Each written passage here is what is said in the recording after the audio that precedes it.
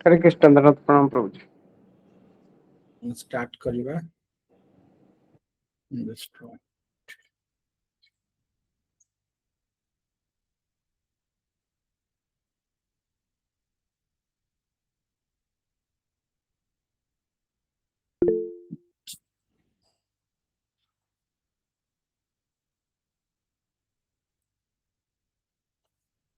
ओम अज्ञानतिमिरान्धस्य ज्ञानाञ्जनशलाकया चक्षुरुन्मिलितं येन तस्मै श्रीगुरवे नमः।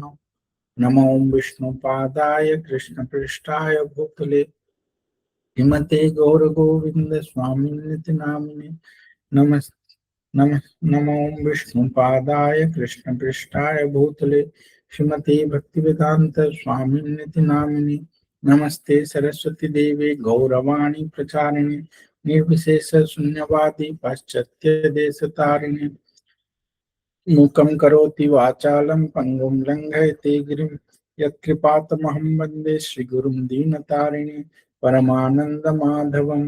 जय श्री कृष्ण चैतन्य प्रभु नित्यानंद श्री अद्वैत गदाधर श्रीवासादि श्री गौर भक्त वृंद।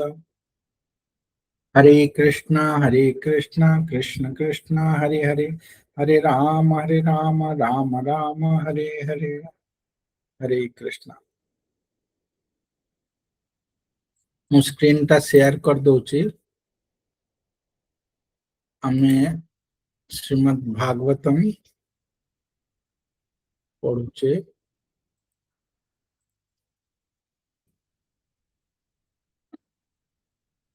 श्रीमद् भागवतम रे आमे टेक्स्ट 46 पढ़ुथिले। प्रथम अध्याय प्रथम स्कंद अष्टम अध्याय श्लोक संख्या 46। तो एथिरे युधिष्ठिर महाराज एथे कहगला जे युधिष्ठिर महाराज को समस्ते रिक्वेस्ट कले, भगवान कृष्ण मध्य रिक्वेस्ट कले, किंतु से बुझिलेनी जे तुम से कहउतले मु राजा हेबिनी। से युद्धर ए सब विवशता देखि कि राजा हेबा पय मना करथिले। तो ए समय रे एठे श्लोक रे भगवान को कहला जे कौन अद्भुत कर्माणा, अद्भुत कर्म भगवान कर सब कर्म अद्भुत नुह कि आमे देखुचे ना गोवर्धन धारण करचंती, अद्भुत कर्म ना। गोवर्धन पहाड़ को किए उठे पारिबो, छोट छुआ 7 दिन 7 राति धरिके भगवान करचंती अद्भुत कर्म तांकर सब। तापरे कालिया नाग उपरे डांस करचंती। तो भगवान कर कर्म सब बहुत अद्भुत। तो सेति पय भगवान को अद्भुत कर्माणाम कहा जाए। तो कृष्णे नाद्भुत कर्मणा। तो एठिरे काहे कि अद्भुत कर्म कहा जाउची सेटा हमें से दिन देखिले जे अद्भुत कर्म एथि पय कहा गला काहे कि ना से केमती परमात्मा रूप रे रहि कि युधिष्ठिर जो मना करचंती सेटा भी से ही करौचंती तांको द्वारा। आउ कन्विंस करबा पय भी चेष्टा करचंती व्यास आउ से स्वयं निजे, किंतु युधिष्ठिर मना करचंती। सब कृष्णंकर निर्देश रे होची, बिना कृष्णंकर इच्छा रे गोटे पत्र मध्य फलिबनी। ताले एगुडा केमती हबो? तो से केमती अद्भुत कर्म करचंती परमात्मा रूप रे। तेणु कर एठे तांको कहला अद्भुत कर्माणाम। एथि पय नुह जे से मनै पारलेनी बा तांको कथा सुनिलेनी युधिष्ठिर महाराज, ना ना ना, से स्वयं ही सब किछि करचंती। आउ तार प्रयोजन कौन कौन पय से करथिले सेमती ना तांकर जे भक्त भीष्मदेव तांको प्रतिष्ठा करबा पय, तांकर ग्लोरी करबा पय, तांकर ख्याति देखो मोर भक्त केडे श्रेष्ठ। मु पारिलिनी युधिष्ठिर को मनै पारिलिनी, किंतु भीष्म मनै देले। भीष्म मोर भक्त केते बड़ से। तो सेति पय भीष्म को माने कौन कले, तापरे समस्ते गले भीष्म वर्तमान शरीर त्याग करिवे, चलो हम भीष्म देव पाख को जिबा।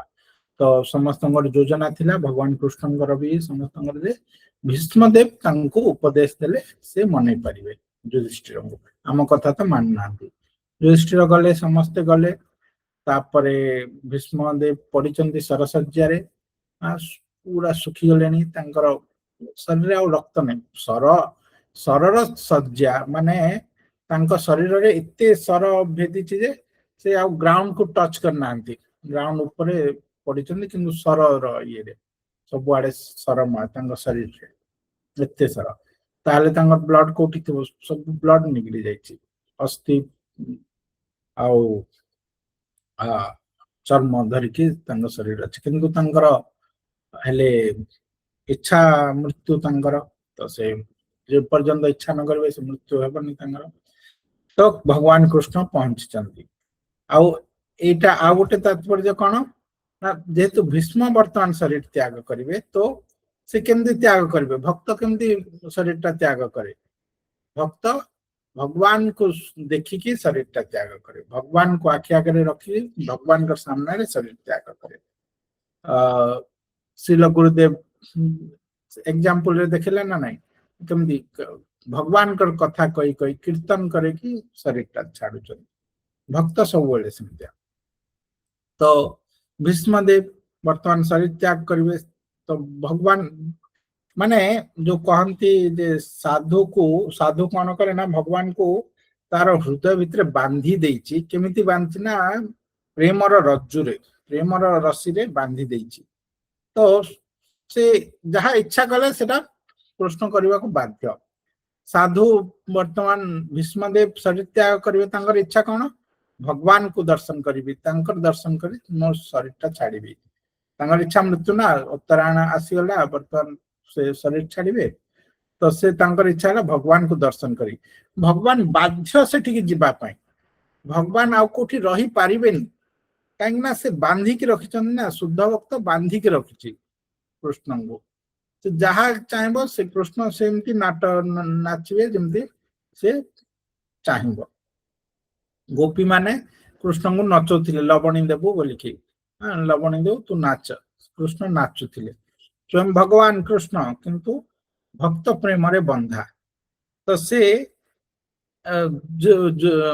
भीष्मदेव इच्छा करचंदी से वर्तमान शरीर छाड़िबे भगवान कृष्ण रूप देखा आउ थे कहीं भगवान भगवत गीता कहले ना जे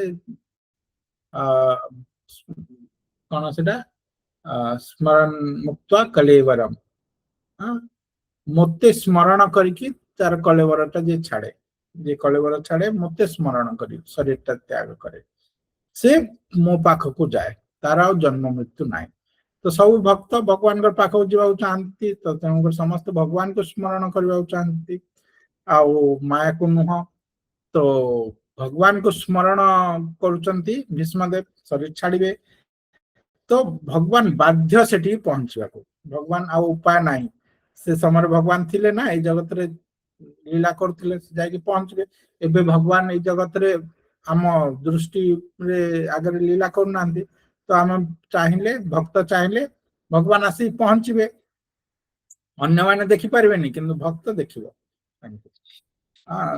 गुरुदेव गोपाल कहले गोपाल आसी पहुंचले तो जिते युधिष्ठिर महाराज इच्छा कले शरीर छाड़े कृष्ण आसिक पहुंचे बाध्य तो कृष्ण ये प्लान कले इे गोटे तीर रे 10टा शिकार करेंगे आम कहना एक तीर से 2 निशाना भगवान गोटे तीर रे 10टा शिकार से गोटे काम गोटे कथा ये करेंगे 10टा काम हासिल इे युधिष्ठिर को बुझीजे राजा हेबे भीष्म को मध्य दर्शन देवे आउ भीष्मंकर ख्याति मध्य ये करेबे सबु काम गोटे थरे करेबे तो वर्तमान तांगर इच्छा रे समस्ते आसिले भीष्मदेव पाख को चलो आम भीष्मदेव पाख को जीपा युधिष्ठिर को मनेबार अच्छी कि भगवान जानी भीष्मदेव मत देखिकी शरीर त्याग करेंगे तो जिते भगवान पहुंची गले भीष्मदेव अत्यंत खुशी गले अरे मो प्रभु आसीगले वर्तमान मो शरीर छाड़ी तो से समय एमाने सबू ये कले अप्रोच कले समस्ते जाइचंती कुंती जाइचंती द्रौपदी जाइचंती समस्ते जाइचंती ରାଜ ଫ୍ୟାମିଲି ସମସ୍ତେ ଯାଇଛନ୍ତି। ତ ସେମାନେ ଆପ୍ରୋଚ କଲେ, ସମସ୍ତେ ଭଗବାନ କୃଷ୍ଣ ଆପ୍ରୋଚ କଲେ ଯେ, ଆଉ ସବୁ ଋଷିମୁନି ମାନେ ମଧ୍ୟ ଆସିଛନ୍ତି, କାହିଁକି ନା ଜଣେ ମହାଜନ ଶରୀର ଛାଡୁଛନ୍ତି ନା, ଯେମିତି କିଏ ପରୀକ୍ଷିତ ମହାରାଜ ଯେତେବେଳେ ଶରୀର ତ୍ୟାଗ କରିବେ କହିଲେ 7 ଦିନ ଭିତରେ ତକ୍ଷକ ସ୍ନେକ ର ଦଂଶନରେ ସେ ତ୍ୟାଗ କରିବେ ଶରୀରଟା। ତ ସବୁ ଋଷିମୁନି ମାନେ ଆସିଲେ ତାଙ୍କର ପାରାୟଣ ଦେଖିବା ପାଇଁ, ପରାୟଣଟା କେମିତି ଶରୀର ତ୍ୟାଗ କରୁଛନ୍ତି। ଶୁଦ୍ଧ ଭକ୍ତ ନା, ବ୍ୟାସଦେବ ଆସିଲେ, ଆଉ ତାପରେ ସୁଖଦେବ ଗୋସ୍ୱାମୀ ଆସିଲେ, ସେ ଶ୍ରୀମଦ୍ ଭାଗବତମ କହିଲେ, ନାରଦ ମହର୍ଷି, ପର୍ବତ ଋଷି, ଯେତେ ବଡ ବଡ ଋଷିମୁନି ମାନେ, ସୁତ ଗୋସ୍ୱାମୀ ସମସ୍ତେ ଆସିକି ପହଞ୍ଚିଗଲେ ଗଙ୍ଗା ତଟରେ। କାହିଁକି ନା ଏତେ ବଡ ସାଧୁ, ଭଗବାନଙ୍କର ଶୁଦ୍ଧ ଭକ୍ତ, ଯାହାଙ୍କୁ ଭଗବାନ ଗର୍ଭରେ ରକ୍ଷା କରିଛି, ସେ ଏବେ ଶରୀର ଛାଡିବେ, ତ ସମସ୍ତେ ଆସିକି ପହଞ୍ଚିଲେ। ସିମିଲାରଲି ଯେତେବେଳେ ଭୀଷ୍ମଦେବ ଶରୀର ଛାଡିବା ପାଇଁ ସମୟ ଆସିଲା, ସବୁ ଋଷିମୁନି ମାନେ, ପରଶୁରାମ, ସେମାନେ ସବୁ ମନର ଗତିରେ ଯାଇପାରନ୍ତି ନା, ତାଙ୍କୁ ଚାଲି ଚାଲି ଆସିବାକୁ ପଡେନି, ମନ ଗତିରେ ସେ ପହଞ୍ଚିଯିବେ। ତ ବ୍ୟାସଦେବ, ସବୁ ଯେତେ ଋଷିମୁନି ମାନେ ସମସ୍ତେ ଆସିକି ପହଞ୍ଚିଗଲେ ଭୀଷ୍ମଦେବଙ୍କ ପାଖରେ, କାହିଁକି ନା ଭୀଷ୍ମଦେବ ଏବେ ଶରୀର ଛାଡିବେ। ତ ତାପରେ ମାନେ ଭଗବାନ କୃଷ୍ଣ ରିକ୍ୱେଷ୍ଟ କଲେ, ୟାକୁ ବୁଝାଅ ଯୁଧିଷ୍ଠିରକୁ ଯେ ସେ ରାଜା ହେବିନି କହୁଛି।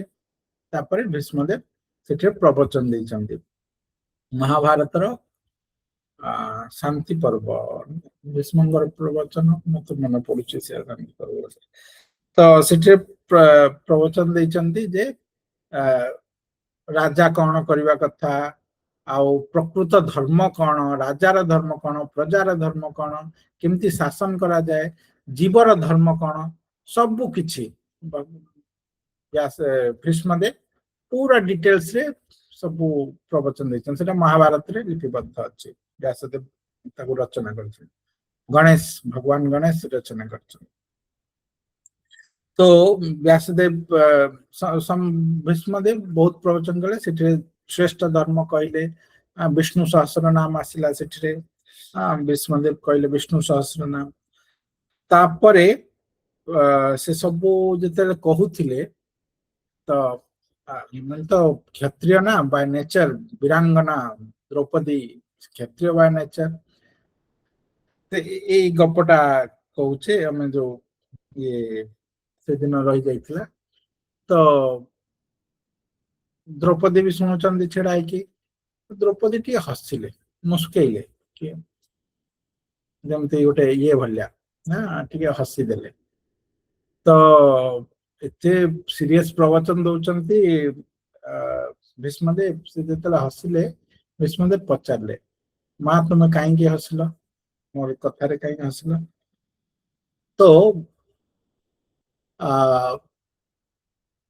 ଦ୍ରୌପଦୀ କହିଲେ ଯେ ଯେହେତୁ କ୍ଷତ୍ରିୟ ତାଙ୍କର ନେଚର ସେୟା, ସେ କହିଲେ ଯେ ଆପଣ ଏବେ ଏତେ ପ୍ରବଚନ ଦଉଛନ୍ତି, ସରସଜ୍ଜାରେ ପଡିକି ଏତେ ପ୍ରବଚନ ଦଉଛନ୍ତି, ଧର୍ମଶାସ୍ତ୍ରର ସବୁ ମୁଖ୍ୟ ଜିନିଷ ଗୁଡା କହୁଛନ୍ତି, କିନ୍ତୁ ଆପଣଙ୍କର ଏଇ ଜ୍ଞାନଟା କୁଆଡେ ଯାଇଥିଲା ଯେତେବେଳେ କୁରୁସଭାରେ ମତେ ବିବସ୍ତ୍ର କରିବା ପାଇଁ ପ୍ରୟାସ ଚାଲିଥିଲା? ସେତେବେଳେ ତ ଆପଣ ଏଇ ଜ୍ଞାନ ଗୁଡା କିଛି କାଢି ପାରିଲେନି, ଜ୍ଞାନ ସବୁ ଏତେ ଯଦି ଜ୍ଞାନ ଥିଲା ସେତେବେଳେ କୁଆଡେ ଯାଇଥିଲା ଜ୍ଞାନ ଗୁଡାକ? ତ ଗୋଟେ ମାନେ ଯୋଉ କହନ୍ତି ଆମ ଓଡିଆରେ କଣ ନା, ଗୋଟେ ଟେନ୍ସ ମାରିଦେଲେ, ଗୋଟେ ଅଟ୍ଟହାସ, ଥଟ୍ଟା ଥଟ୍ଟା, ମାନେ ଗୋଟେ ଇଏ କରିଦେଲେ ତାଙ୍କୁ। ଭୀଷ୍ମଦେବ ଏତେ ବଡ ବଡ ପ୍ରବଚନ ଦଉଛନ୍ତି, ଋଷିମୁନି ମାନେ ଶୁଣୁଛନ୍ତି, ସମସ୍ତେ ଭଗବାନ ଶୁଣୁଛନ୍ତି, ତ ଆପଣ ସେତେବେଳେ ଆପଣଙ୍କର ଜ୍ଞାନ କୁଆଡେ ଯାଇଥିଲା? ଏତେ ବଡ ମାନେ ପାପ ହଉଛି, ଯୁଗର ଶ୍ରେଷ୍ଠ ପାପ କରିବାକୁ ଯାଉଛନ୍ତି କୌରବ ମାନେ, ଆପଣ ତ ଚୁପଚାପ ବସିଥିଲେ, ଆପଣ ତ କିଛି କହିଲେନି। ତ ସେଠିରେ ଭୀଷ୍ମଦେବ ଉତ୍ତର ଦେଲେ, ଭୀଷ୍ମଦେବ ବି ହସିଲେ ତାଙ୍କର କଥାରେ, ଇଏ ତାଙ୍କୁ ରାଗି ନାହାନ୍ତି ଭୀଷ୍ମଦେବ, ହସିଲେ। ସେ କହିଲେ, କାହିଁକି ନା ତାଙ୍କର ସିଚୁଏସନ ସେୟା ଥିଲା, ଦ୍ରୌପଦୀଙ୍କର ସିଚୁଏସନ କଣ ଥିଲା ସେ ସମୟରେ, ସେ କେତେ ମାନେ ପୀଡିତ ହେଇଥିଲେ, ତ ତାଙ୍କର ତୁଣ୍ଡରୁ ଏଇଟା ବାହାରିବା ସ୍ୱାଭାବିକ, ଆଉ ସେଟା ସେ ଜାଣିଥିଲେ ଭୀଷ୍ମଦେବ, ତେଣୁକରି ଭୀଷ୍ମଦେବ ତାଙ୍କୁ କିଛି କହିଲେନି, ଖରାପ ଭାବିଲେନି। ଭୀଷ୍ମଦେବ ତାର ଉତ୍ତର ଦେଲେ ଯେ, ମା, ଭୀଷ୍ମଦେବ କହିଲେ ଯେ ଏଠିରେ ଯେମିତି ପ୍ରଭୁପାଦ ଲେଖିଛନ୍ତି, ମୁଁ ଭୀଷ୍ମଦେବ କହୁଛନ୍ତି ମୁଁ ସେତେବେଳେ ଦୁର୍ଯ୍ୟୋଧନର ଅନ୍ନ ଖାଉଥିଲି, ତ ମୋର ଯେତେ ଜ୍ଞାନ ଯାହା କିଛି ଥିଲେ ମଧ୍ୟ ସେ ଅନ୍ନର ଯୋଉ ଯେହେତୁ ତାର ଅନ୍ନ ଖାଉଥିଲି ଅସତ୍ସଙ୍ଗ ମୋର ସବୁ ଦବି ଯାଇଥିଲା। ସବୁ ମୋର ମାନେ ଯେହେତୁ ସେଥିପାଇଁ ଆମେ କଣ କହୁ, ଆମେ ଯୋଉ ସବୁବେଳେ ଭୋଗ ଖାଇବା କଥାଟା କାହିଁ କହୁ, ଆମେ ଯାହା ଅନ୍ନ ଖାଇବା ଆମର ସେଟା ଗୋଟେ ଆମର ସଙ୍ଗ ଅନ୍ନଟା। ଆମେ ଯେମିତି ଗୋଟେ ବାହାରେ ଖାଉଛେ, ଠେଳାରେ ଖାଉଛେ, କୋଉ ଢାବାରେ ଖାଉଛେ, ସେଇ ଯୋଉ କୁକ୍ ବନେଇଛି ତାକୁ ତାର ସଙ୍ଗ କରୁଛେ ଆମେ, ସେ ତାର କନସିୟସନେସ ଟା ସେଇ ଫୁଡ ଥ୍ରୁରେ ଆମକୁ ଯାଉଛି। ତେଣୁକରି ଭକ୍ତମାନେ ସବୁବେଳେ ଭୋଗ ଖାଆଯାଏ। ବାହାର ଖାନା ଯିଏ ଯେତେ ଖାଇବ ତାର କନସିୟସନେସ ସେତେ ପଲ୍ୟୁଟେଡ ହେଇକି ରହିବ। ତ କିଏ ରାନ୍ଧୁଛି ସେଇଟା ଡିପେଣ୍ଡ କରେ, ତାର ସଙ୍ଗ ଆମେ କରୁଛେ ଖାଇବା ମାଧ୍ୟମ, କି ଚାକିରି କରୁଛେ ଯାହା ଅଣ୍ଡରରେ କରୁଛେ ତାର ଆମେ ସଙ୍ଗ କରୁଛେ। ତ ଏଠିରେ ଭୀଷ୍ମଦେବ କହିଲେ ଯେ ମୁଁ ଦୁର୍ଯ୍ୟୋଧନର ଅନ୍ନ ଖାଉଥିଲି, ତ ମୋର ଅସତ୍ସଙ୍ଗ ହେଇଥିଲା, ତ ମୁଁ ଏଇ ସବୁ ଜ୍ଞାନ ସବୁ ମୋର ଜ୍ଞାନ ଥିଲେ ମଧ୍ୟ ମୁଁ କିଛି ପ୍ରକାଶ କରିପାରିଲିନି, କାରଣ ମୁଁ ତାର ଅନ୍ନରେ ଦବିକି ରହିଥିଲି। ତାହେଲେ ଏବେ କେମିତି କହିଦେଲ, ତମେ ତ ଅନ୍ନ ଖାଇଛ ନା, ତା ପାଇଁ ଯୁଦ୍ଧ କରୁଥିଲ, ସବୁ କରୁଥିଲ, ଏବେ କେମିତି ତାହେଲେ ଏ ପ୍ରବଚନ ବାହାରିଲା, ଏତେ ନଲେଜ ଆସିଗଲା ଭୀଷ୍ମଦେବ? ତ ଭୀଷ୍ମଦେବ କହୁଛନ୍ତି ନା ଏବେ କଣ ହେଲା ନା, ଏଇ ଯୋଉ ସରସଜ୍ଜାରେ ମୁଁ ପଡିଛି ଏତେ ମାସ ହେଲା, ମୋ ସେ ଯୋଉ ଅନ୍ନ ଖାଇଥିଲି ସେ ଯୋଉ ରକ୍ତଟା ମୋର ଦେହରୁ ସବୁ ବାହାରି ଯାଇଛି, ମୋ ଦେହରେ ଗୋଟେ ଠୋପା ରକ୍ତ ନାହିଁ। ତ ଯେହେତୁ ମୋର ଆଉ ସେ ଅନ୍ନ ନାହିଁ, ତାର ମୋ ଶରୀରରେ ଆଉ ସେ ଅନ୍ନ ନାହିଁ, ସେ ଅନ୍ନର ଋଣ ନାହିଁ, ତେଣୁକରି ମୁଁ ଏଗୁଡା ସବୁ କହିପାରୁଛି, ଭୀଷ୍ମଦେବ କହୁଛନ୍ତି। କାରଣ ସେ ଯୋଉ ସରସଜ୍ଜାରେ ପଡିଥିଲେ, ସର ଗୁଡା ବିନ୍ଧିଛି ନା ତାଙ୍କ ଶରୀର ଭିତରେ ସର ପଶିଛି, ସବୁ ବ୍ଲଡ ବାହାରୁଛି, ସେ ବ୍ଲଡ ଗୁଡା ସବୁ ବାହାରି ଯାଇଛି, ତାଙ୍କ ଶରୀରରେ ଆଉ ବ୍ଲଡ ନଥିଲା। ତ ଭୀଷ୍ମଦେବ କହିଲେ ବର୍ତ୍ତମାନ ଆଉ ମୁଁ ସେ ଅନ୍ନ ମୁଁ ଆଉ ଖାଉନି, କାହିଁକି ନା ମୋ ସେ ଅନ୍ନ ଆଉ ମୁଁ ଇଏ ନାହିଁ, ତାର ଆଉ ଦାସ ନାହିଁ, ସେ ସଙ୍ଗ ନାହିଁ, ମୁଁ ବର୍ତ୍ତମାନ ସେ ସାଧୁ ସଙ୍ଗ, ମୁଁ କେବଳ କୃଷ୍ଣ ଚିନ୍ତା କରୁଛି, ତେଣୁକରି ମୁଁ ଏଇ ପ୍ରବଚନ ଗୁଡା କହିପାରୁଛି।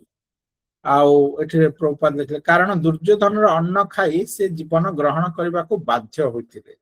କ୍ଷତ୍ରିୟ ଲୋକ ନା, ସେ ଆଗରୁ ଇଏ କରିଦେଇଛନ୍ତି, ଭୀଷ୍ମ ପ୍ରତିଜ୍ଞା କରିଦେଇଥିଲେ ଯେ ମୁଁ ବିବାହ ହେବିନି, ଆଉ ଏଇ ଗାଦିରେ ଯିଏ ବସିବ ମୁଁ ତାର ସୁରକ୍ଷା କରିବି, ତାଙ୍କ ମାଙ୍କୁ ଇଏ କରିବା ପାଇଁ। ସତ୍ୟବତୀ ନା ତାଙ୍କୁ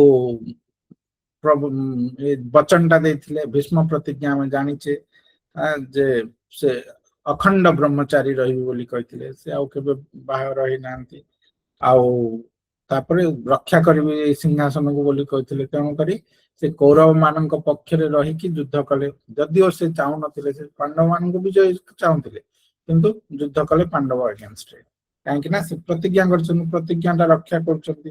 ଅଧର୍ମ ସହିତ ରହିଲେ କାହିଁକି ନା ତାଙ୍କ ପ୍ରତିଜ୍ଞା ଯୋଗୁଁ, ତ କାହିଁକି ନା ସେ ଅନ୍ନ ଖାଇ ଦେଇଥିଲେ, କ୍ଷତ୍ରିୟ ମାନେ ତାଙ୍କ ପ୍ରତିଜ୍ଞା ରକ୍ଷା, କ୍ଷତ୍ରିୟ ଧର୍ମ। ତ ଏଠିରେ ସେ କହୁଛନ୍ତି ଯେ କେତେ ବଡ ବିପଦରେ ସେ ପଡିଥିଲେ, ଅଧର୍ମ ପାଇଁ ସେ ଯୁଦ୍ଧ କରୁଥିଲେ। ତ ଏଠି ଭୀଷ୍ମଦେବ ତାଙ୍କୁ କ୍ଲେରିଫାଏ କଲେ, ଆଉ ସେଇ ଯୋଉ ଭୀଷ୍ମଦେବ ତାଙ୍କୁ ସେ ଜ୍ଞାନ ସବୁ ଦେଲେ, ତାପରେ ଯୁଧିଷ୍ଠିର ମହାରାଜ ରାଜି ହେଲେ, ଠିକ ଅଛି ମୁଁ ରାଜା ହେବି। ଆଉ ସେ ଜାଣିପାରିଲେ ଯେ ବାସ୍ତବିକତା କଣ ଜଗତର। ଏହା ଛଡା ଭଗବାନ ଇଚ୍ଛା କଲେ ଯେ ରାଜା ଯୁଧିଷ୍ଠିର ଭୀଷ୍ମଦେବଙ୍କ କଥା ଶୁଣି ସାନ୍ତ୍ୱନା ଲାଭ କରିବେ, ଯାହା ଫଳରେ ସାରା ବିଶ୍ୱ ଏହା ଦେଖିପାରିବ ଯେ ତାଙ୍କର ପରମ ଭକ୍ତ ଭୀଷ୍ମଦେବ କିପରି ଅତ୍ୟନ୍ତ ଜ୍ଞାନୀ ଥିଲେ, ଏପରିକି ଜ୍ଞାନରେ ସ୍ୱୟଂ ଭଗବାନଙ୍କୁ ମଧ୍ୟ ଟପିଗଲେ, ଭଗବାନଙ୍କଠୁ ବଡ ହେଇଗଲେ। କାହିଁକି କାହିଁକି ଭଗବାନଠୁ ବଡ ହେଇଗଲେ ନା, ଭଗବାନ ମନେଇ ପାରିଲେନି ତାଙ୍କ ଜ୍ଞାନ ଦ୍ଵାରା ଯୁଧିଷ୍ଠିରଙ୍କୁ, କିନ୍ତୁ ଭୀଷ୍ମ ମନେଇଦେଲେ। ଭଗବାନ ସବୁବେଳେ ଚାହାନ୍ତି ତାଙ୍କ ଭକ୍ତକୁ ବଡ କରିବା ପାଇଁ, ମୋ ଭକ୍ତ ବଡ। ଆଉ ଏଇ ଯୋଉ ମାୟାବାଦୀ ମାନେ ସବୁ ପାଗଳା ଗୁଡାକ, ଯୋଉମାନେ ନିଜେ ଭଗବାନ ହେବାକୁ ଚାହୁଁଛନ୍ତି, गुड़ा आजिकल सब संस्था से निजे भगवान हे कि सेटा पागल अरे तुम भगवान ठू बड़ ही पार भगवान भक्त हो जाओ भगवान तुमको तांको बड़ करदे किंतु से माने सेटा बुझीबेनी निजे को भगवान हबार अछि तो कौन करवा मायावादी संगरू दूर रे रहबा नले आमे भी ए माया रे पड़ी की भासी जीवा संसार सागर रे तो भक्ति एकमात्र आश्रय एबे आमे पढ़िबा श्लोक संख्या 47 आह राजा धर्मसुतस् चिंतयन् सुहृदाम्बधम् प्राकृति नात्माना विप्राह स्नेह मोह वसंगतः धर्मपुत्र धर्मपुत्र राजा युधिष्ठिर एक साधारण भौतिकवादी व्यक्ति भली तांकर बंधु मानक विनाश रे अत्यंत शोकाकुल होई उठिले हे ब्राह्मणगण एही परि भावरे मोहवश होई से कहिले एटा भीष्मंग पाखकु जाइचंती आउ से समय माने बा जाइचंती बा जाउचंती सेटा प्लान करचंती भगवान भीष्मंग पाखकु जिबार तो धर्मपुत्र युधिष्ठिर धर्मराज युधिष्ठिर से गोटे साधारण लोकंग भलिया अत्यंत शोकाकुल हो उठिले आउ ब्राह्मण मान को मोहवश हो कहले कौन कहते एगुड़ा सब शुणा कहीं ना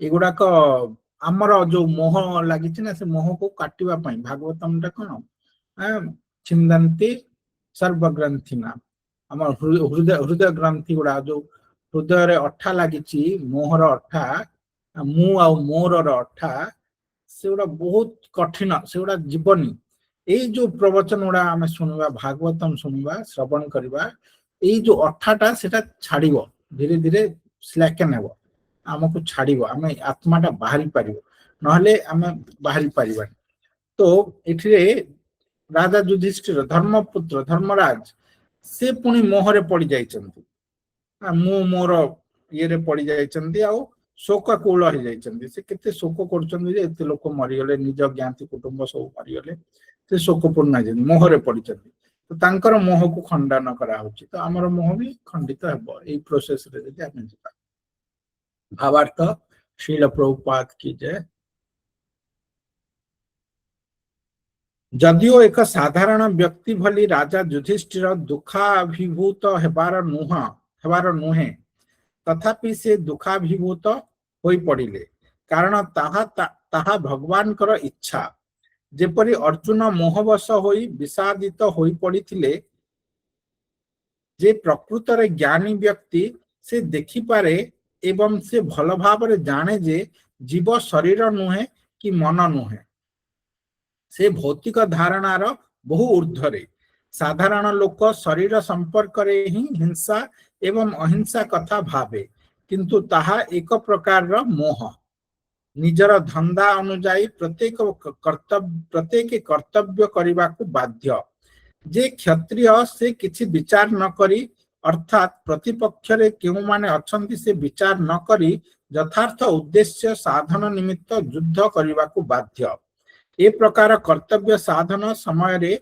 ए भौतिक शरीर विनाश रे केही विचलित हेबा उचित नुहे कारण ए भौतिक शरीर आत्मार बाह्य पोशाक सदृश अटे ए सबु कथा महाराज युधिष्ठिर को भल भाव जना थिला किंतु भगवान का इच्छा जोगु से एक साधारण मानव भली होई गले कारण ए मोहर अंतराल रे ए महान उद्देश्य अछि ताहा हेउची राजा युधिष्ठिर भीष्मदेवंक ठारो उपदेश ग्रहण करिवे जेपरि अर्जुन भगवान का ठारो उपदेश ग्रहण करथिले महाभारत रे आसिला गीता भगवत गीता कौन ना अर्जुन मोहवश होइचंदी अर्जुन कौन मोहवश हे अर्जुन भगवान कर सखा से नित्य सिद्ध युधिष्ठिर पांडव माने नित्य सिद्ध किंतु से माने जोगमाया तांको से भलिया कर दउची जहा द्वारा तांको थ्रू रे भगवत गीता आसुची महाभारत आसुची भागवतम रे उपाख्यान सब आसुची ए गुडाक आमर जो मोह को काटुची एटा भगवान कर लीला सेतिपय तांको अद्भुत कर्मणा कहा जाउची तांगर कार्य सब अद्भुत सेई लीला गुड़ाक आमर सब मोह गुड़ाक काटुची सेतिपय कहा जाय नित्यम भागवत सेवा प्रतिदिन भागवत सेवा करबा था आमे मंडे टू फ्राइडे करूचे सैटरडे संडे करूने सैटरडे संडे आपण घरे करंतु भागवत केबे गोटे दिन भी ये न रो जोटा पढिचे सेटा को पढंतु किंतु प्रतिदिन तेबे जाय कि हमर मोह अठाटा छाड़िबो नले मोह अठा छाड़िबो हमर अठाटा बहुत बहुत कठिन अठाटा तो एठिरे एठिरे श्रील प्रभुपाद हमकु बुझौचंती जे जीव मोहरे पड़की निजको ए शरीरटा भावुची आ शरीर सहित संबंधित जिनिस को मोर बोली भाबिकी तार जेतेले क्षय होउची से शोकाकुल हो जाउची जेतेले किछि लाभ होउची से प्रसन्न हो जाउची काहे कि ना से मोहरे पड़की मु आ मोर भाबुची बट वास्तविकता कोन वास्तविकता हला जे एटा सबु समयर खेल आज किए कार पुत्र अच्छी तापरे से तार बापा हो जाउची चेंज हो जाउची जन्म चेंज हो जाउची समय अनुसार सब गड़ी गड़ी गड़ी गड़ी चलची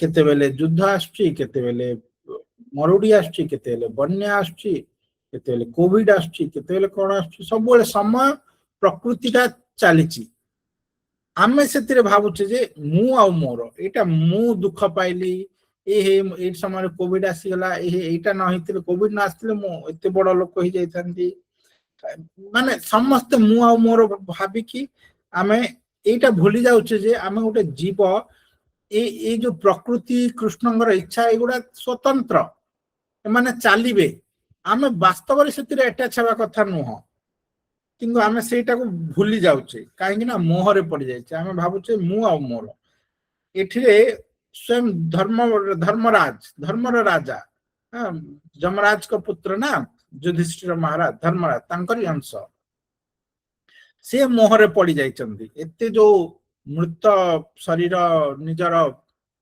निज संबंधियों मृत्यु देखिकी से मोहरे पड़ जाइछंती केडे बड़ ज्ञानी व्यक्ति किंतु से मोहरे पड़ जाइछंती आ से कहउचंती जे मते राज्य दरकार नाही मो पाए एते हिंसा है मते राज्य दरकार नहीं किंतु आमे जे पर्यंत ई मोहरे रहबा केवल क्षत्रिय बोली नहीं ब्राह्मण हला कि वैश्य हला शूद्र हला जे भी होना काहे से मोहरे रहिले सब बेले आम द्वारा भूल भटका ही हेबो आमे दुख पाइबा ही पाइबा काहे कि ना हमर कर्तव्य कर्म हमको से हिसाब रे नै जिवो गोटे क्षत्रिय रो कर्म हला युद्ध करबा एबे मिलिटरी रे बहुत लोक अछंती सने युद्ध करछंती एबे युद्ध चालीची किते किते लोक मरुचंती काली इंडिया रो केते युद्ध हलानी आगो को आउरी युद्ध जदी हेई जिवो तो से तार कर्तव्य सेटा से युद्ध करिवो से बाध्य है कि से जीव बॉर्डर को जीव लड़ीबो से जानी छी से मरिबार चांस अछि बोली से मरि पारे किंतु फिर भी युद्ध करो असंख्य लोक मरिबे किंतु से फिर भी युद्ध करिवो काहे ना सेटा तार कर्तव्य ताहले से कर्तव्य करी कि से दुख काई प्राप्त हबो जदि से युद्ध करिवार अछि ही से युद्ध करिवो युद्ध रे करले मरिबार चांस भी अछि ताहले से दुख काई प्राप्त हबो जे मु मरि गली कि मु मरि जीवी कि मोर से तार माँ बापा माने दुख काई प्राप्त हबो जे अरे पुत्रर तो कर्तव्य सेटा से करिवो से युद्ध करिवो से मिलिटरी अछि माने युद्ध करिवो ताले आमे दुख काई करिवा जे से तार कर्तव्य कला से मरि गला बोली से तो तार कर्तव्य करिवो ब्राह्मण तार कर्तव्य करिवो ब्राह्मण को के शोधिला बाडेला ताहले भी से सहिबो आमे काई दुख करिवा जे से सहुची काई की सेटा तार कर्तव्य जेते बेले जहा सिचुएशन आसीबो से सिचुएशन रे हमको हमर कर्तव्यटा निभेबा को पड़िबो आ जदी हमें एटा जानिबा ताहले हमको दुख हेबनी किंतु जो ब्राह्मण भाबिला जे मते बाडेला से दुख जदी करिवो बा क्षत्रिय भाव जो मु युद्ध कली मु मरि जीवी से जो दुख करिवो ताहले कर्तव्य हमें कर्तव्य तो करबा को बाध्य कर्तव्य करबा प्रकृति हमको करेबो किंतु हमें दुख रे करबा हमें दुख पाइबा सब बेले दुख रे रहिबा किंतु जदि हमें ए ज्ञानटा जानि जिबा ଯେ ଏଇଟା ଆମର କର୍ତ୍ତବ୍ୟ, ଏଟା କରିବା, ଆମର କିଛି ନାହିଁ ଏଥିରେ, ଆମର ଆଟାଚମେଣ୍ଟ କାହିଁ ରଖିବା। ଯିଏ ଯଦି ତାର କର୍ତ୍ତବ୍ୟ ଭଲରେ କଲା ସେ ସ୍ୱର୍ଗ ପ୍ରାପ୍ତି ହେବ, କର୍ତ୍ତବ୍ୟ ଯଦି ନ କରି ପାରିଲା ନରକ ପ୍ରାପ୍ତି ହେବ। ଏଟା ବେଦ ବାକ୍ୟ। ହଁ, ଯିଏ ଚାକିରି କରୁଛି ସେ ତାର ଚାକିରି କାମ ଭଲରେ କରିବ, ସେଥିରେ କେତେ ଦୁଃଖ ସୁଖ ଆସେ, ସେ ଯଦି ତାର ଆଟାଚ ରହିବ ତାହେଲେ ସେ ଦୁଃଖ ସୁଖ ଭୋଗିବ, ଯଦି ଆଟାଚ ନ ରହିବ ତାକୁ କିଛି ଦୁଃଖ ହେବନି। ତ ଏଠିରେ ଭଗବାନ ବୁଝଉଛନ୍ତି ଯୁଧିଷ୍ଠିର ମହାରାଜକୁ। ଯୁଧିଷ୍ଠିର ମହାରାଜ ମୋହରେ ପଡି ଯାଇଛନ୍ତି, ଭଗବାନ ବୁଝେଇବେ, ଭୀଷ୍ମଦେବ ବୁଝେଇଲା ପରେ ସେ ବୁଝିବେ। ତ ଏଠି ଶ୍ରୀଲ ପ୍ରଭୁପାଦ ଦେଖୁଛନ୍ତି ଯେ ଯେ ପର୍ଯ୍ୟନ୍ତ ଆମର ଏଇ ମୁଁ ଆଉ ମୋର ଏଇ ଇଏଟା ଥିବ, ଭାବନାଟା ଥିବ, ବା ଆମେ ନିଜକୁ ଭାବୁଥିବା ଯେ ଆମେ ଭୌତିକ ଶରୀର ବୋଲି, ସେ ପର୍ଯ୍ୟନ୍ତ ଦୁଃଖ ଆସିବ। କର୍ତ୍ତବ୍ୟ ମାନେ ଦୁଃଖ ଆସିବ। ଆମେ ଯାହା ଯୋଉ କର୍ତ୍ତବ୍ୟରେ ଥାଉ ସେଥିରେ ଦୁଃଖ ଆସିବ। ଚାକିରି କରିବା ଦୁଃଖ ଆସୁଛି ନା ନାଇଁ, ସମସ୍ତେ ଦୁଃଖରେ ଅଛନ୍ତି। କାହିଁକି ନା ନିଜର କର୍ତ୍ତବ୍ୟ କରିବାକୁ ହେଲେ ଆମକୁ ଦୁଃଖ ଭୋଗିବାକୁ ପଡିବ। ଓଡିଆରେ କୁହାଯାଏ କଣ, ଘର କରିଥିଲେ, ସଂସାର ଭିତରେ ଘର କରିଥିଲେ, ପଥର ପଡିଲେ ସହି। ପଥର ପଡିବ, ଆମକୁ ସହିବାକୁ ପଡିବ। ପଥରଟା ପଡିବ ନିଶ୍ଚୟ, କାହିଁକି ନା ଆମେ ସଂସାର ଭିତରେ ଘର କରିଛେ, ଆମେ ଆମର କର୍ତ୍ତବ୍ୟ କରିବାକୁ ବାଧ୍ୟ। କର୍ତ୍ତବ୍ୟ କଲେ ଆମକୁ ଦୁଃଖ ଆସିବ, କାହିଁକିନା କର୍ତ୍ତବ୍ୟରେ ମୃତ୍ୟୁ ଅଛି, କର୍ତ୍ତବ୍ୟରେ ଦୁଃଖ ଅଛି, କର୍ତ୍ତବ୍ୟରେ ସହିବାର ଅଛି। ସେ ଯାହା କର୍ତ୍ତବ୍ୟ ହଉନା କାହିଁକି, ଗୋଟେ ବିଜନେସମ୍ୟାନ ବହୁତ ପଇସା କମାଉଛି, ତାକୁ ଟ୍ୟାକ୍ସ ର ଭୟ ଅଛି, ଚୋର ଭୟ ଅଛି, ଡକାୟତି ଭୟ ଅଛି, ଭୟ ଆସିବ, ସେଗୁଡା ଘଟିବ। କାହିଁକି ନା ପ୍ରକୃତି ତାର ଆକ୍ସନ କରିବ। ତ ଆମେ ଯଦି ସେଥିରେ ଆଟାଚ ରହିବା ଆମେ ଦୁଃଖ ପାଇବା। ଆମେ ଯଦି ସେଥିରେ ଆଟାଚ ରହିବାନି, କଣ କେମିତି ନା ଆମେ ଜାଣିବା ଯେ ଆମେ ହେଲୁ ଆତ୍ମା, ଆଉ ଏଗୁଡା ସବୁ କର୍ତ୍ତବ୍ୟ, ଏଗୁଡା ସବୁ ଶରୀରର, ଶରୀର ତାର କରିବ। ଆମେ ଆତ୍ମାର କଣ କାର୍ଯ୍ୟ? ଭକ୍ତି, ମୁକୁନ୍ଦଙ୍କର ପାଦ ପଦ୍ମରେ ମତି, ସେଟା ଆତ୍ମାର କାର୍ଯ୍ୟ। ଆତ୍ମାର ଫୁଡ ହେଲା ହରିନାମ, ଭାଗବତମ ହେଲା ଆତ୍ମାର ଫୁଡ, ଭଗବାନଙ୍କର ଗୁଣ ଚରିତ୍ର। ତ ଆମେ ଆତ୍ମା ପାଇଁ ଯଦି ଲାଗିବା ତାହେଲେ ଏ କର୍ତ୍ତବ୍ୟ କର୍ମ ପାଳନରେ ଯୋଉ ଦୁଃଖ ଆସୁଛି, ସେ ଦୁଃଖଟା ଆମେ ଭୋଗିବାକୁ ବାଧ୍ୟ ହେବାନି, ଆଉ ଆମକୁ ସେ ଦୁଃଖଟା ଆସିବନି। କାରଣ ଆମେ ଜାଣିବା। ଆଉ ଯଦି ଆମେ ଏଇ ଆତ୍ମାର କର୍ତ୍ତବ୍ୟରେ ନ ଲାଗିବା, କର୍ମରେ ନ ଲାଗିବା, ନିଜକୁ ଆତ୍ମା ବୋଲି ମାନିବାନି, ତାହେଲେ ଦୁଃଖ ପାଇବା। ଏ ଜଗତରେ ଦୁଃଖ ଅଛି ହିଁ ଅଛି, ଯାହା କର୍ତ୍ତବ୍ୟ କଲେ ମଧ୍ୟ ଦୁଃଖ ଆସିବ। ଆମେ ବହୁତ ଲୋକ ବୁଢା ବୁଢୀ ହେଇଗଲେଣି, ତ ଆମେ ଦେଖିବା ଆମର ଲାଇଫକୁ, ଆମେ କଣ କଲେ, କେତେ ସୁଖ ପାଇଲେ, କେତେ ଦୁଃଖ ପାଇଲେ। ଯୋଉମାନେ ବାସ୍ତବରେ ଜାଣିପାରିବେ, ସେମାନେ ଦେଖିପାରିବେ ଯେ ମୁଁ କଣ ପାଇଲି, ମୁଁ ଏତେ କଷ୍ଟ କଲି, ଏତେ କଲି, ମୁଁ ପାଇଲି କଣ ଶେଷରେ। ଯୋଉମାନେ ଅତି ମାନେ ଯୋଉମାନେ ଖ୍ୟାଲସ୍ ଲୋକ ଗୁଡାକ, ସେମାନେ ତ ବୁଝିପାରିବେନି। ସେମାନେ କହିବେ ହଁ ମୁଁ ଖୁସିରେ ଅଛି, ରୋଗ ହେଇଗଲାଣି 1000, ଚାଲି ପାରୁନି, କିନ୍ତୁ କହିବ ନା ନା ମୁଁ ଖୁସିରେ ଅଛି। ମୋ ପୁଅ ପଚାରୁନି, ନା ନା ମୋ ପୁଅ ବହୁତ ପଚାରୁଛି। ଖ୍ୟାଲସ୍ ଲୋକ ଗୁଡା, ଖ୍ୟାଲସ୍ ହେଲେ ତାର କିଛି ଉପାୟ ନାହିଁ, କିନ୍ତୁ ସେଟା ଦୁଃଖ ହିଁ ଜୀବନର ସାର। କିନ୍ତୁ ଯୋଉମାନେ ପ୍ରକୃତରେ ଭାବିବେ ଯେ ମୁଁ କେତେ ଦୁଃଖରେ ଅଛି, ମୁଁ ଏତିକି କଲି, କଣ ପାଇଲି? ଦିନ ରାତି ଗଧ ଭଳିଆ ଖଟିଲି, ଆଉ ଆଜି ବି ଖଟୁଛି, ଷ୍ଟ୍ରଗଲ କେବେ ସରିବ? ମୁଁ ମୋର ଜୀବନଟା ୱେଷ୍ଟ କରିକି ଦେଲି, ମୁକୁନ୍ଦଙ୍କର ପାଦ ପଦ୍ମରେ ମତି କରିପାରିଲିନି। ଏବେ ମୋ ମନରେ 1000 ଦୁନିଆ ଚିନ୍ତା ଆସୁଛି, କାହିଁକି? କେବେ ସେ ଚିନ୍ତାଟା ବନ୍ଦ ହେବ? ସେଇ ଭାବନାଟା ଆମର ଆସିବନି ଯଦି ଆମେ ଏଇ ମୋହଟା, ଏଇ ଯଦି ଖ୍ୟାଲସ୍ ହେଇକି ରହିବା। ଆମକୁ ଏଇ ମୋହଟା ତ୍ୟାଗ କରିବାକୁ ପଡିବ, ତେବେ ଯାଇକି ଆମେ ନିଜେ ଆତ୍ମା ବୋଲି ଜାଣିବାକୁ ପଡିବ। ଆଉ ଏଇଟା ଏତେ ସହଜ ନୁହଁ। ଭାଗବତମରେ କେତେଟା ଶ୍ଲୋକ ଅଛି? 18,000 ଶ୍ଲୋକ ଅଛି। ଏସବୁ ଏତେ ଶ୍ଲୋକ କାହିଁକି ଦିଆହେଇଛି? ଆମେ ତ ଭାଗବତ ଗୀତା 700 ଶ୍ଲୋକ ସାରିପାରୁନେ, ଏଠି 18,000 ଶ୍ଲୋକ ଅଛି। ଆଉ ଏଇଟା ଆରମ୍ଭ, ତାପରେ ସନାତନ ଧର୍ମରେ ଅସଂଖ୍ୟ ଶାସ୍ତ୍ର ଅଛି। ତ ଆମେ ଏତେ ଜିନିଷ କାହିଁକି ଦିଆହେଲା? କାହିଁକି ନା ଏଟା ଆମେ ଡେଲି ପଢିବା, ଜନ୍ମରୁ ପଢିବା, ଛୋଟ ସମୟରୁ पढ़िबा शुणिबा तेबे जाई कि ए जो अटैचमेंट टा ए जो ग्लू टा एटा छाड़िबो नहले मु मोर केबे छाड़िबनी जीवन सरी जीवो शेष समय आसी जीवो मृत्यु सज्जार पड़ी कि कृष्ण चिंता आसु नथिबो कौन चिंता आसुथिबो धन धान्य पुओ पचारानी से बहु एमती कला झी एमती कला ये सब चिंतार ही आम मृत्युवरण करवा पिंपुड़ी खाई गले कई देखुना लास्ट को से पिंपुड़ी जन्म होगा कहीं आमर ये मोहटा छाड़बनी मोह छाड़ा एत सब अच्छे सब शास्त्र दिखाई डेली अध्याय करने पड़ो शुणा पड़ो श्रवण करने पड़ो तो आमर 24 आवर्स आम माया को दौचे हाफ एन आवर आम भगवान को देवा एटलिस्ट किछिटा 16 माला करवा दिन को 2 घंटा माला करवा भगवान का नाम नवा भगवान का नाम जदि नबानी भगवान को समय देवानी ताहले केमिति मृत्यु समय भगवान आसीबे हम थॉट को कदापि आसीबेनी आउ जन्म ए मनुष्य जन्मटा वेस्ट हे जिवो वेस्ट हे गलानी आउ आगो को मध्ये वेस्ट हे जिवो तो आमे श्रीमद् भागवतम को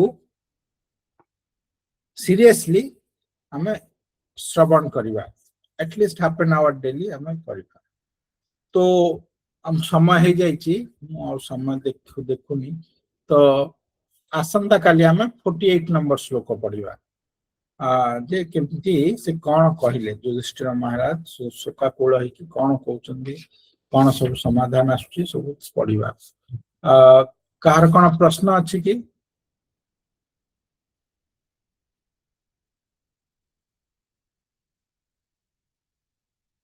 समस्ते सब किछि बुझी पाछंदी